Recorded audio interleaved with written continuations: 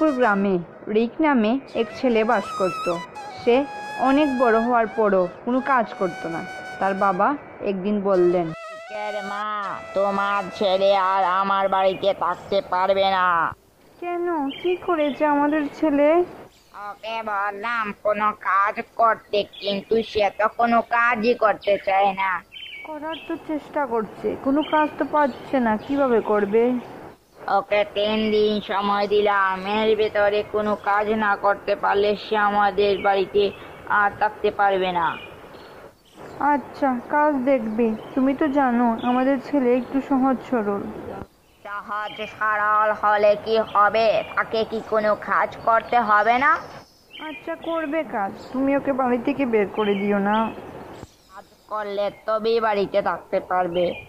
আমি আর তাকে বসিয়ে বসিয়ে খাওয়াতে পারবো না। এই বলে রিকের বাবা বাড়ি থেকে চলে গেলেন। রিকের মা রিককে বললেন, রিক, তুই এখন কিছু একটা কর বাবা। তোর বাবা বলেছে কিছু না করলে বাড়িতে থাকতে দেবে না। আমি কি করব মা? আমি তো কিছু করতে পারি না। তবুও দেখ, যা পাস। আচ্ছা, আজকে কাজ খুঁজতে যাব। হ্যাঁ, যাও। রিক সারাদিন কাজ খুঁজেও কোনো কাজ পেল না। সে ভাবে আজ আর বাড়ি ফিরে যাব না। বাবার আর কথা শুনতে ভালো লাগে না। রাত হয়ে গেল, রিক বাড়ি ফিরল না। তার মা বললেন, রাত হয়ে গেল, কিন্তু আমার ছেলে তো আজ বাড়িতে ফিরল না। আমি কি বলবো? আমি তো ওকে কাজ করতে বলেছি, বাড়ি থেকে বের করে দিইনি।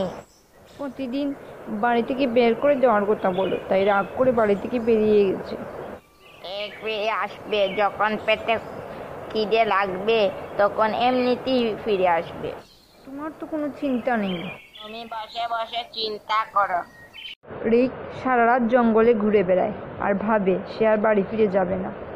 ভাবতে ভাবতে একটি গাছের নিচে শুয়ে পড়ে। হঠাৎ কারো চিৎকারে তার ঘুম ভাঙে। বলে, আমাকে বাঁচাও। রিক সামনে গিয়ে একটি বাক্স দেখে।